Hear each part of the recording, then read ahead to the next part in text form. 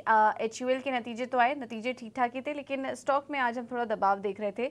अब नेस्ले के नतीजे कल आने वाले हैं, पहली तिमाही के, और नतीजों से क्या अनुमान है बताने के लिए विनी हमारे साथ जुड़ चुकी हैं। विनी, बताइए नेस्ले के नंबर्स कैसे रह सकते हैं? तो नेस्ले के नंबर्स में एक्सपेक्टेशन है कि यहाँ पे रेवेन्यू ग्रोथ तो अराउंड 8-9% की रेवेन्यू ग्रोथ आ जाएगी। प्रॉफिट में अराउंड स्ट्रॉन्ग ग्रोथ ऑफ 15% है, और मार्जिन्स में भी एक्सपेक्टेड है कि एक्सपेंशन ही रहेगी। 100 बेसिस पॉइंट की लगभग एक्सपेंशन है इबिटा मार्जिन्स में 23.7%।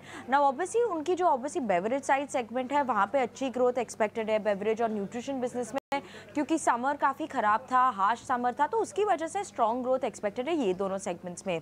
आउट ऑफ होम कंजम्पशन में देखें तो मे भी थोड़ी सेटबैक हो सकती है, क्योंकि काफ़ी हीट वेव्स थे, भी वो टी साइड की जो सेगमेंट होती है वहाँ पे थोड़ी प्रॉब्लम हो सकती है, also on coffee side as well ना। उसके अलावा मार्जिन्स को जो सपोर्ट कर रही है ग्रोथ, तो भूलिए मत कि ग्रॉस मार्जिन्स में एक्सपेंशन है, ग्रॉस मार्जिन्स पे कंपनी काफ़ी काम कर रही है, और उसकी वजह से वो सब टेलविंड्स आ जाएगी इबिटा मार्जिन्स में भी। और प्राइसिंग हाइक्स, कंपनी ने थोड़े प्राइस हाइक्स लिए थे सर्टेन सेगमेंट्स में, तो उसकी भी स्ट्रैटेजी जानने की इंपॉर्टेंस होगी कि आगे जाते हुए क्या होगी, क्योंकि चॉकलेट प्राइसेस बढ़ चुके थे, कॉफ़ी प्राइसेस बढ़ चुके थे, तो अभी क्या स्ट्रैटेजी है कंपनी की आगे जाते हुए इन सब पे, और रॉ मटेरियल इन्फ्लेशन पे क्या कमेंट्री है, ये इंपॉर्टेंट फैक्टर है वॉच आउट करने के लिए।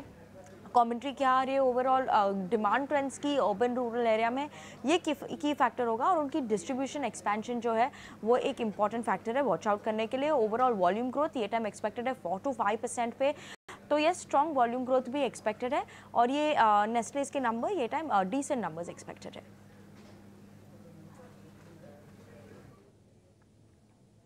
ठीक है, तो अच्छे नंबर्स आ सकते हैं। HUL के केस में भी हमने देखा कि वॉल्यूम ग्रोथ के फ्रंट पर नतीजों ने सरप्राइज ही किया। नेस्ले में भी वॉल्यूम ग्रोथ अच्छी रह सकती है और ओवरऑल अच्छे नतीजों की उम्मीद है, लेकिन नतीजों से पहले 1.5% नीचे स्टॉक कारोबार कर रहा है। सुमित जी, नतीजों के पहले क्या कोई स्ट्रैटेजी लेनी चाहिए नेस्ले में? देखिए, यहाँ पे टेक्निकली अगर देखेंगे तो लोअर टाइम फ्रेम पे तो स्टॉक ने थोड़ा सा डाउनसाइड मोमेंट ही दिखाया है। जो आज का फर्स्ट कैंडल है अपना एक ट्रेंड लाइन ब्रेकडाउन दिया है, और अपना एक प्रीवियस जो सपोर्ट था उसे भी ब्रेक किया हुआ है। तो 2570 का जो लेवल था वो एक इंपॉर्टेंट सपोर्ट था, तो जो ब्रेकडाउन हुआ है तो हमें लग रहा है कि as of now it is a sell on rise candidate. अब पोजिशनली अगर देखना चाहें तो पोजिशनली यहाँ पे 2500 का जो है वो एक स्ट्रॉन्ग सपोर्ट है, तो बाइंग को तो फिलहाल हम अवॉइड करेंगे। लेकिन अगर 2500 यहाँ पे ब्रेक हो रहा है तो फिर नेक्स्ट लेवल 2400 तक भी स्टॉक जा सकता है, तो बेटर रहेगा अगर 2500 टूट रहा है तो आप यहाँ पे प्रॉफिट बुकिंग कीजिए।